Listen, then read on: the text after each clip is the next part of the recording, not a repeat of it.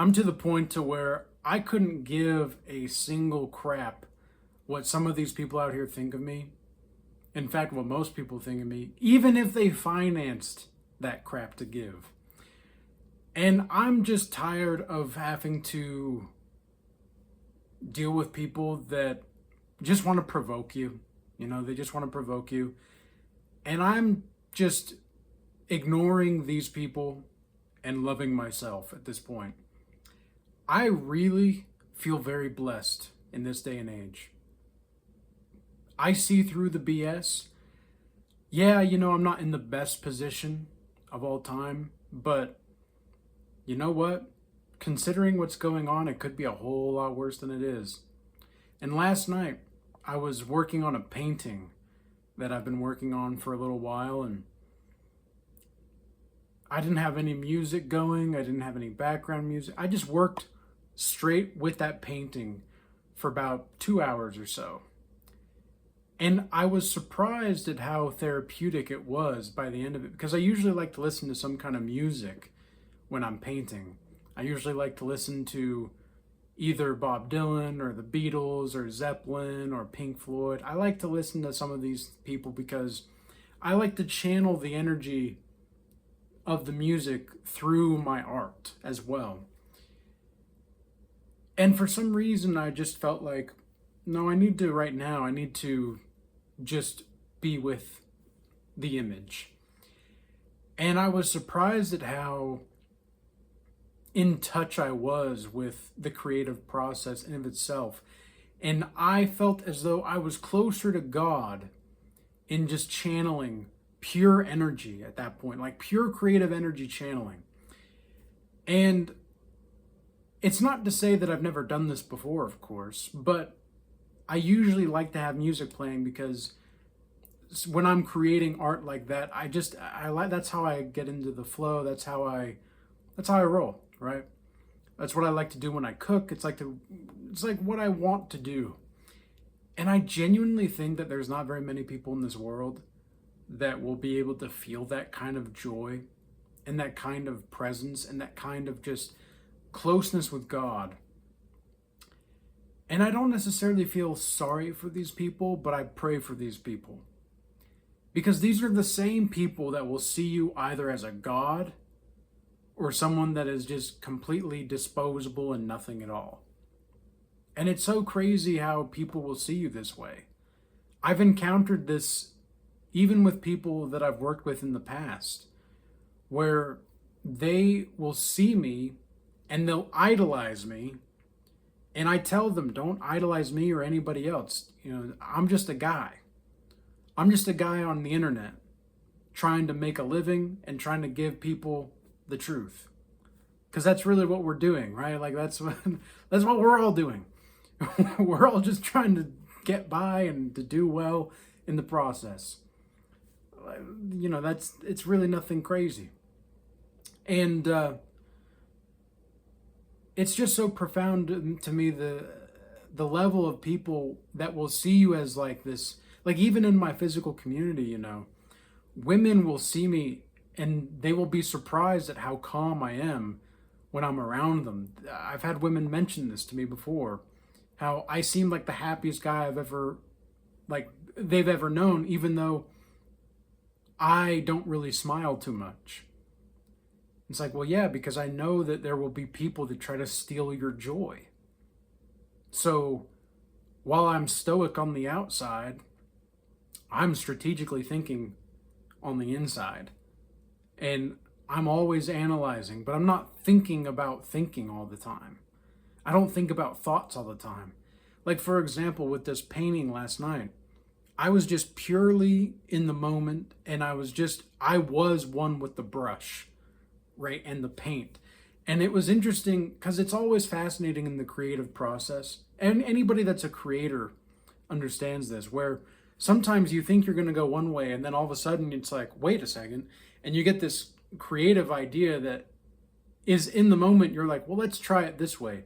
Because sometimes the creative process is kind of like wandering through a dark cavern.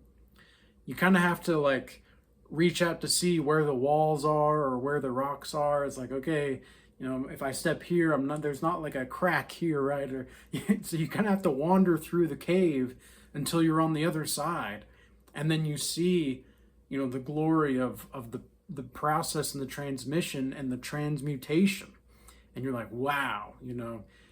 And there's something to be said about the philosophical side of non-philosophy when it comes to creation. And people get this sense.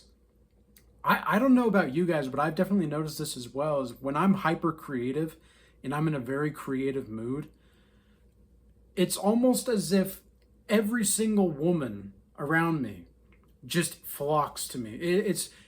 It's very interesting how that happens. And I'm not quite sure what the psychological term would be, because right now I'm just calling it the mirror effect when it comes to the it's something more, though. It's something more than that. And I don't want to make it too complicated or complex, but also at the same time, it's difficult to have a title for something like this without it being complex, because it's a very particular thing that happens, and I've noticed it very distinctly when it occurs. Whereas when I'm in a discipline mode, I swear sometimes being disciplined can be a prison. If you don't understand what the discipline action is and why you're doing it, if you're just being disciplined to be disciplined, I think you're going to be putting yourself in a prison. But if you're being disciplined for a purpose and for a reason, and you're being consistent for a reason and a purpose, I think you're going to be able to still be free, of course. And it puts you on a better track in the long run. But I'm genuinely starting to think that discipline in of itself is, if you're just doing it for discipline's sake, that's destructive to your soul, man. You might look great on the outside. Like, let's say you're doing like the gym, right? You're going to the gym, you're staying fit, you're staying healthy.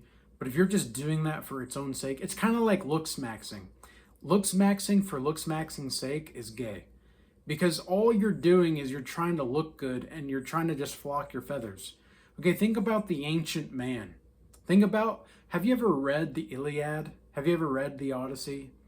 Okay, they talk about, I just finished the Iliad and I'm reading the Odyssey right now. I've read it before, but I'm reading it again and I'm getting a lot more nutrients spiritually from it. Because even though it's a bit pagan, of course, because obviously they're the gods and goddesses of Greece, Zeus, Athene, and Aphrodite, etc.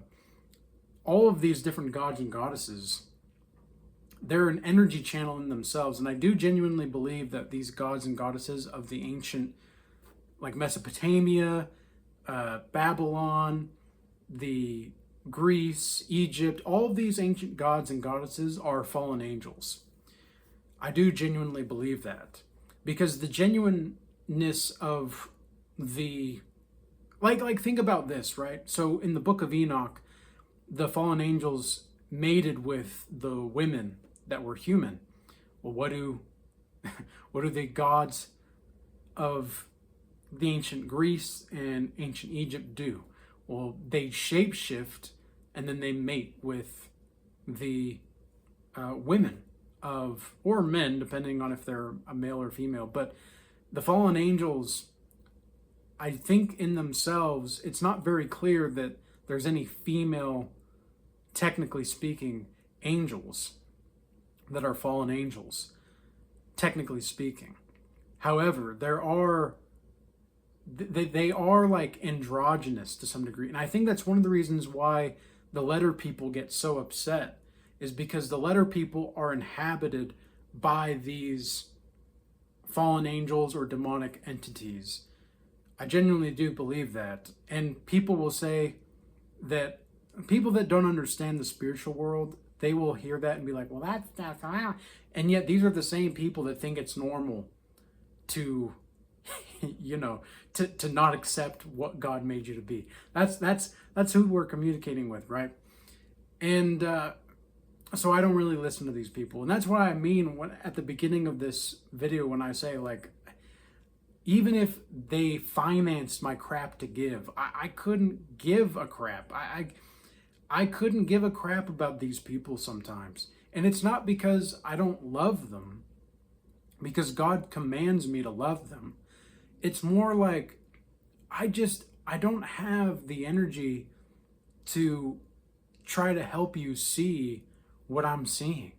I just don't have the energy. I just don't have the time to walk you through these things, because in some sense, you kind of have to view everything as an opinion.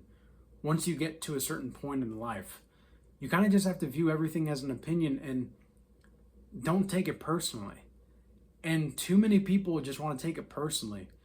Like, I saw this crazy thing on X last night as well, where there were people that were being arrested in the UK because somebody else somebody posted a meme, and then it caused this other person anxiety, so they were being arrested. We're to the point in the Western societies, and don't get me wrong, the East isn't too much better either, because China is crazy and North Korea is crazy, but we're slowly moving toward the tyrannical, right, in just a different way, and it's expressed differently. But these people in the UK, they were being arrested because someone else can't control themselves. That's where we're at in society. So if they can't control themselves, you're going to be the one to go to jail. What is happening, right? Like, what is going on? These people are nuts. Everybody in the world they can't see reality. Like, they want to force people to have their own opinions. But I'm saying that if you get to the point to where you see everything as an opinion, life becomes a little less shitty. It really does. And to be quite frank, it's really a small proportion of people who actually are going to understand what I'm saying here. Because I understand also that, how do I say this?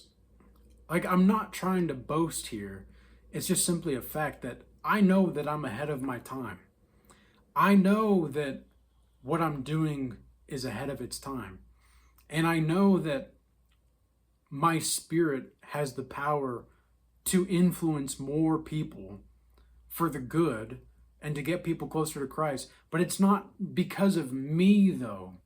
It's just because I'm allowing myself to be a conduit for Jesus Christ. I'm allowing myself to be a vessel because I serve Him. I don't care. I don't care about these degenerate things. Like, can we just explain? Not even explain. Can we just say it is that bad out here? Like, life is getting pretty crazy. And so many people over the age of 40 are just not getting it. There was a guy today that I was playing racquetball with, and afterward we were talking a little bit.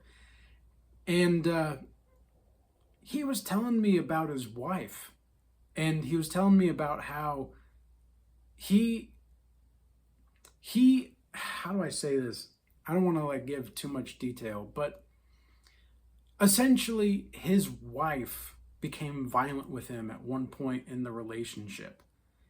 And I basically was like, dude, why didn't you leave? Like, why did you continue to ask this emotional creature, this hyper emotional creature, mind you, because if she's hitting, that's not okay. As soon as a relationship gets violent, we got to get out of here. We're out. It's not okay for these women or anybody. But this is what I mean. Like, we're not talking about men right now. We're talking about women. And so we're talking about women in this instance, right? In this instance, because it can be applied to men, of course.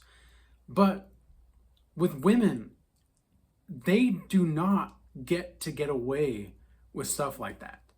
If a man hit the woman in that marriage, hello, like that dude would be going to jail lickety split. But because it's a woman, she gets away with it. No, no, no, no, no. And here's something else to think about, right? Women will never be equal to men. They just will not be. They won't. They truly don't even want to be equal to men. They just want to be equal to men, because women want two things generally. They want more and something else. That's all that they want. Whereas with men, all we really care about is respect. Respect and sex. That's really all that we care about when it comes to the long-term grand scheme of things. We just want respect, and we want to be able to, with our woman. That's pretty much it. We really don't require too much. We men, we really don't. And it is our self-control that helps contain the civilization that we have. It's not women's self-control, it's man's self-control. And men have to realize that if they want to be seen as the respectable man, then you have to be like a mirror. This is where the mirror effect comes into play. You have to be like a mirror example and effect for the collective consciousness of what a righteous man is supposed to be. Because I might say some inflammatory things, but I don't say these things to strictly be inflammatory. I say these things because I know that it's going to wake people up to some degree. I'm not saying these things and to make them think about things in a little different manner. Because to be frank, I've tried the nice guy approach. I've tried the kindness approach. I've tried the compassionate approach. But guess what? Even Jesus threw some tables every now and again. So I've realized that, yes, compassion is always going to be, as far as all other options are concerned, like, let us choose peace and compassion above all other options. Absolutely. However, that doesn't mean that we get to let people walk all over us. It doesn't mean we get to let our wives hit us. Okay, what? And you stayed with her? That's not okay. As soon as a woman feels comfortable being violent with you, that goes to show that she's either, one, been around way too many guys to where she just feels comfortable being like crazy, or number two, she doesn't have self-restraint or self-control. Why would you let it get to that point? Now, I'm not saying that women can't be emotional, because yeah, they're going to be emotional, and as a man, we can handle that. But when it gets violent, no. As soon as it gets violent for any man or woman in a relationship, cut it out. Let them go. It's not okay. It's absolutely not okay. Why would you stay with someone that wants to be violent with you? It's just crazy, guys. We live in a world that's just so bizarre. We live in a world that is so upside down. Things are really, like, the best way to live moving forward in this life, I genuinely think, is to be just simply a realist. Maybe even leaning towards existentialist pessimist. And not because you want to be existentialist, not because you want to be pessimistic. It's because you're not even, like, it's not, it might, this is what I mean. This is what I mean by that. Being a realist nowadays comes across as pessimistic. Being honest nowadays comes across as offensive. Being realist nowadays comes across as, ooh, you're just trying to hurt people. Like, why are you hating? Like, when I call fat people fat, apparently I'm hating. It's like, no, it's just what they are. They're fat. I'm not shaming them and saying, I don't think their decisions are good. And I don't think that they're healthy. But I'm not saying, like, you're a bad person because you're fat. I'm just saying your decisions are irrational and your decisions that you've made to get to this point, they're not beautiful. Fat people are not beautiful. Who believes fat people are actually beautiful? Blech! No. I can be kind to these people. I can be kind. I can understand where they're coming from because I used to be fat myself. I used to be almost 200 pounds and I'm 5'6". Okay? I know what it's like to be fat. And it was only when I was brutally honest with myself that I was able to get beyond that. I was able to see through the BS. I was able to see through my own BS and my own illusions that I would tell myself because I knew I wasn't happy with my body. And you know what's crazy is, this is where I was going with the Odyssey and the Iliad. We circled back. Stream of consciousness. This is where I was going with the Odyssey and the Iliad, is because if you read those books, okay, you'll see that they describe the people being built as an immortal god. But they don't do it for looks maxing. They don't do it because they're gay. They're doing it because they want to be as fit as possible for battle and for war and for endurance. I mean, the Trojan War, for example, in the Iliad goes on for years. Years and years. If you watch the movie Troy, it looks like it lasted like a week. No, it was years of that. So, although I like the movie Troy and I really think that it's a beautiful movie, but it doesn't really compare to the actual story and the epic poem by Homer. But nonetheless, this is something that we have to pay more attention to, and maybe not pay more attention to, invest more attention into. Like, do you want to be healthy because you want to look good and you want to look smacks? Because look, there's nothing wrong with if you look smacks, that's a fine thing. But look smacksing just to look smacks, that's gay, man. It's so gay. There's nothing wrong with being stylish. There's nothing wrong with luxury. There's nothing wrong with having a sense of flair to who you are and a sense of swag. If you walk into the room, you feeling like you're good, there's nothing wrong with that. But if you're just doing that because you feel like that's the thing to do, that's gay. All right. So with all that being said, I hope this message was useful and insightful for you. If you're interested in going deeper into these kinds of topics and really changing and transforming your own life, it's time to apply for the Godlike Master Initiation program that I have, and also schedule a one-on-one session. Or if you're looking more for an elite academy that is also a church and university replacement option, check out the Regal Change Academy in the description box below.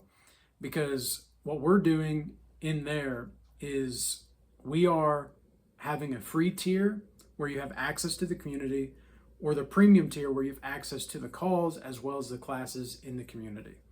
So with all that being said, stay blessed. Peace. Until next time.